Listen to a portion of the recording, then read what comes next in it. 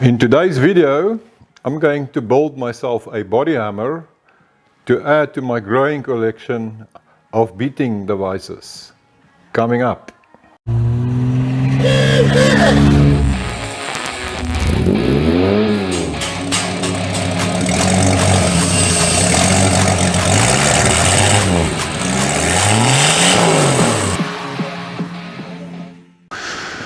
Hey guys, and welcome back.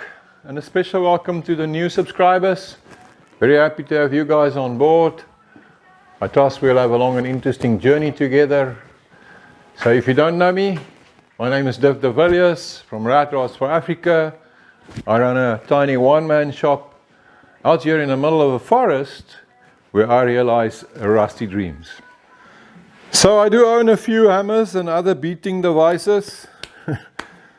But I have nothing with a big enough face for some proper body work. I've been trying to find a decent body hammer in my part of the world, but I can't find anything. So I've decided I'm just going to build my own. So I found this crappy old cheap claw hammer amongst my crap, but I'm actually going to use this as a basis for building my new hammer. The first thing I'm going to do is cut that off and cut that off.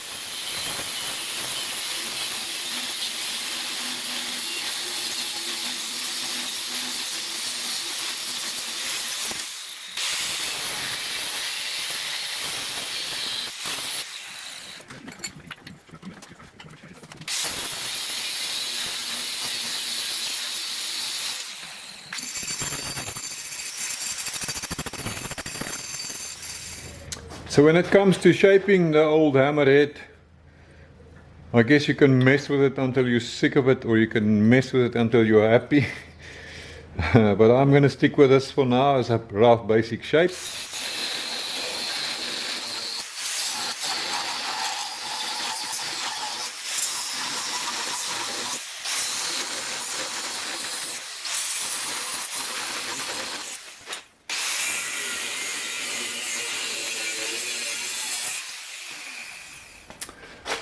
So I cut this disc out of a piece of 8mm plate, 5/16 thick from my American friends, and the diameter I decided on is 40mm, or about a little bit more than 1.5 inches.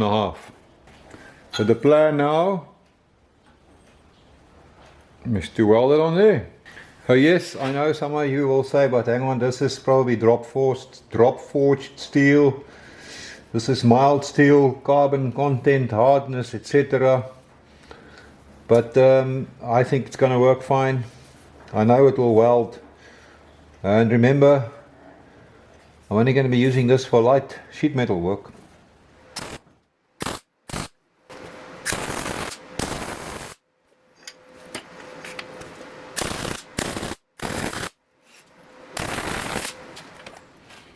I found this piece of round stock in my scrap bin. It's 16mm in diameter, or 5/8 of an inch. So I'm going to use that for the horn, I suppose you call it. I've clamped on these two pieces of scrap plate just to help me hold it. So that's going to go in there. I gave it a very good bevel for weld penetration. Same on the hammerhead. So I'm just going to clamp that in place like so, and then I can tack it and then weld it.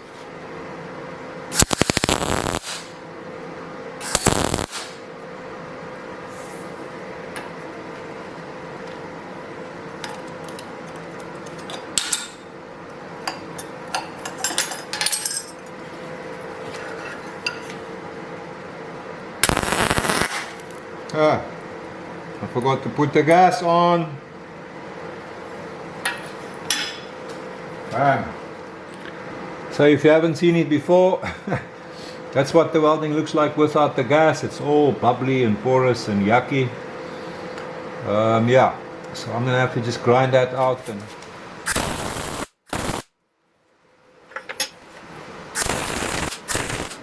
okay, we're getting there.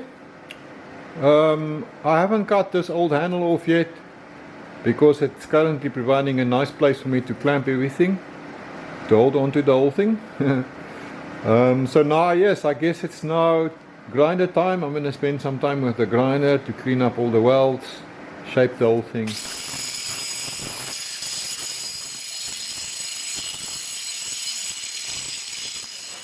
So I've got some other hammers with a sharply pointy end here and with a flat end.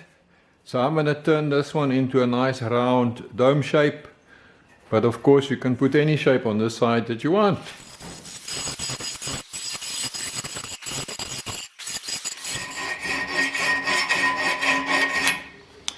So of course it's very important to round over the edges of my face, which I'm busy smoothing it out with a file.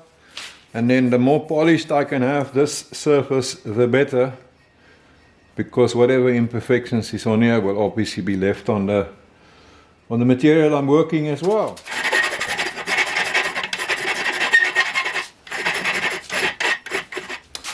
So you can spend as much time as you want polishing this face.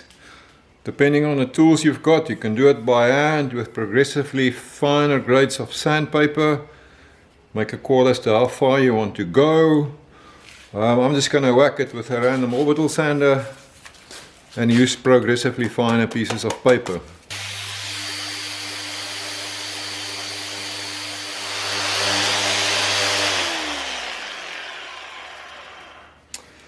Okay, so that's 400 grit paper. I don't have anything finer than that for my sanding machine. I'm not interested in doing this by hand. But yeah, you can make it into a mirror finish if you want by just progressively carrying on with finer and finer paper. For me, I think that's good enough. So short of a decent handle, for all practical purposes, I've now got a fully functional hammer. We don't want to build a showpiece here. It needs to be a working tool. But you can mess here with a Dremel tool or whatever and make it as nice as you want around here, or not.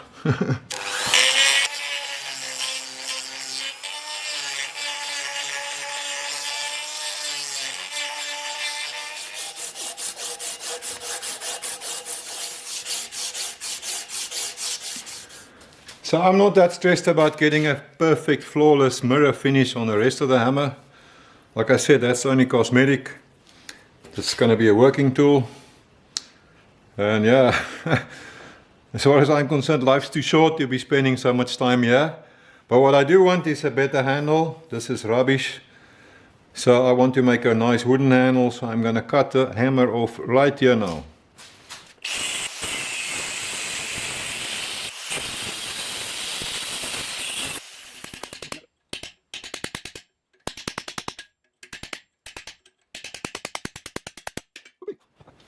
And that's what I have now. There's the hole for the wooden handle. Okay, so I gotta go find a decent handle for this thing now. I haven't got anything, so I'm gonna have to make something. I'd like to make it out of wood. Traditionally, this was done in hickory. Of course, that's a timber we can't find in South Africa. Oak could work pretty well too. But I've got some indigenous woods, so let me go see what I can find there. I found a piece of ironwood.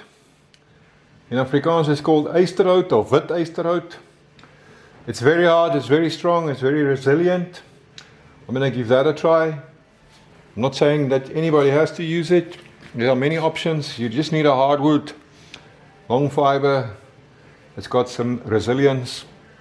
So something like pine or mahogany or Meranti will definitely not work. But like I said, oak is a good choice. You can get hickory, of course. Beech, maple, anything like that. Those are the woods that come to mind right now.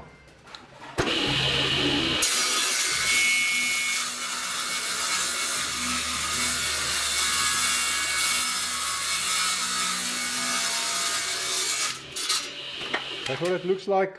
I wish you could smell it. It's got like a sweet smell to it. And like I say, it's very hard. So I'm just going to trace the outline on this now and then cut it out on the bandsaw. Roughly something like that.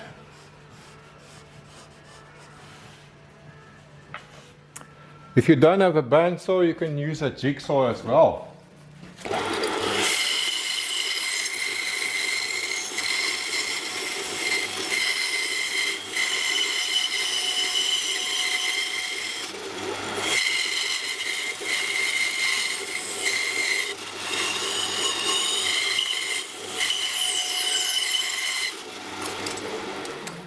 So I've cut it in this orientation. I've marked it on this side now. Now I'm going to cut it along those lines.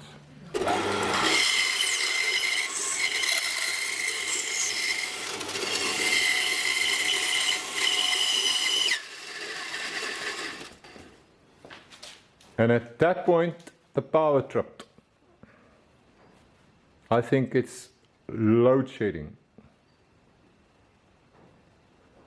Huh. Hey, 2.5 hours later, and the power is back on. If you're South African, you'll understand this load shedding business. If you're not from here, it's essentially a controlled blackout. To make a long story short, the utility in South Africa is just one company called Eskom. They hold the monopoly. And sometimes their capacity is not adequate to meet the demand. So what they then do is they would rotate and switch off power in certain areas for a period of time. So they essentially call it load shedding. Yeah, that's what it's like to live in a third world country. So let me quickly cut my other side. Well, there still is power.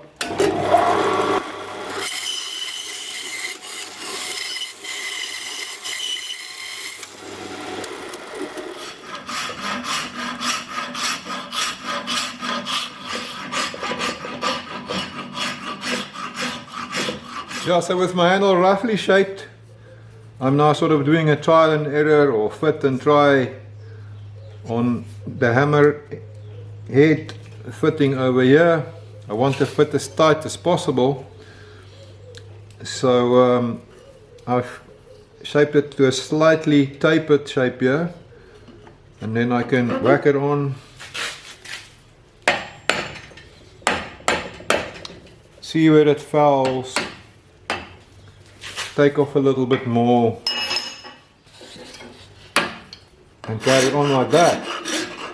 So I'm just using a rubber mallet so I don't mess up my new hammerhead.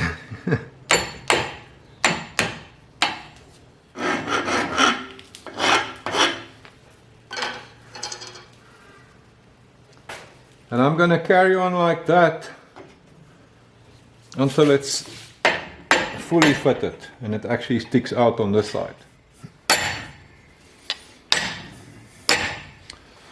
There we go, that's about how I want it to fit. So I'm just going to spend quite a bit of time now to shape my handle, and then we will fasten it, hopefully permanently, with some wedges from this side. We'll do that just now.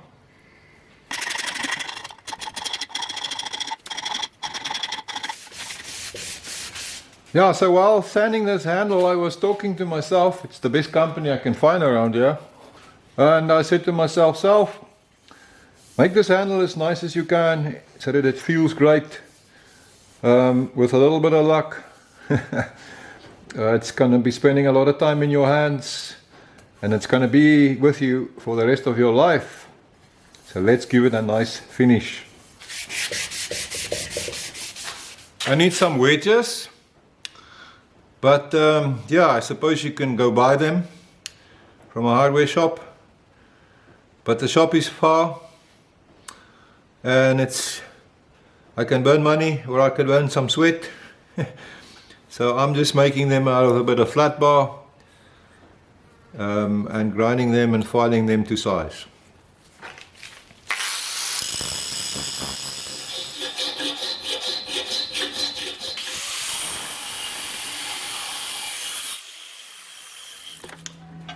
So hammerheads are always larger on the top than they are in the bottom. So if I stick my handle in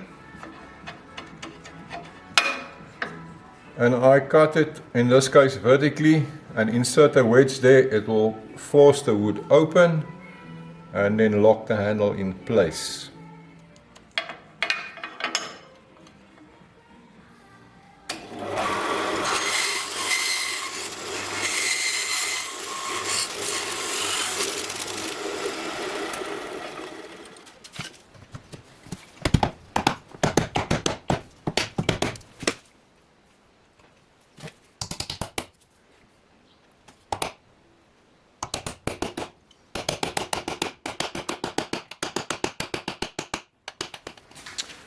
And now I'm just going to cut off the excess.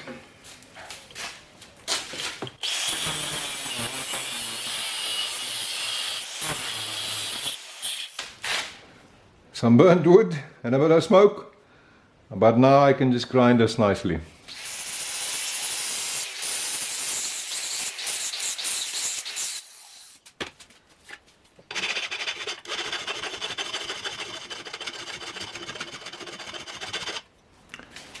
I'm going to give my handle a wipe with some oil. I use the same mix that I used to preserve the patina on the rat rods. There should be a link on the screen here somewhere if you want to see more about that.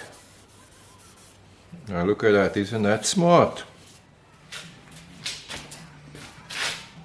And there we have it. I've added a body hammer to my collection.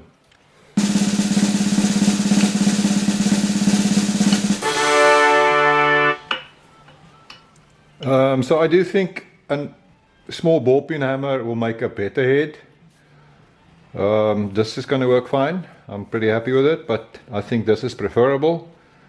So what am I saying? Keep your eyes open for old ball peen hammer heads, or any old hammer head for that matter. I think they provide an excellent base, if I can call it that, for building your own hammer. So I prefer the bare steel look. So I've just given the whole hammerhead here a wipe with the linseed oil as well. But yeah, if you prefer some color in your life, we can paint it as well. How about a nice signal red? So the hammer is done, but it's not meant to be a showpiece. So let's find out how it works. I have even buffed up an old rusty dolly for the occasion.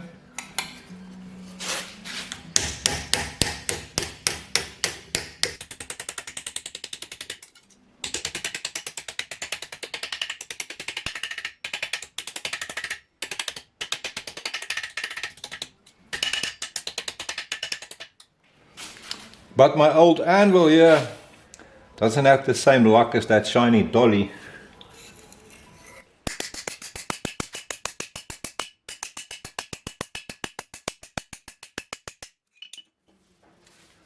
Yeah, the hammer works pretty well. I'm quite happy with it.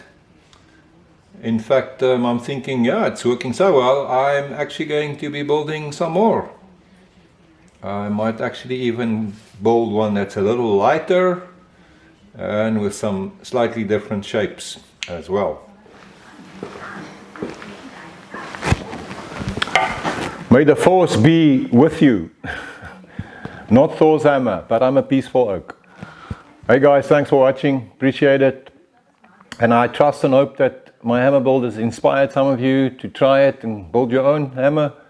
You can do your own shapes, save a bit of money in the process, and have the satisfaction of building your own tool. So yeah, I'll see you guys next time. Have a good one.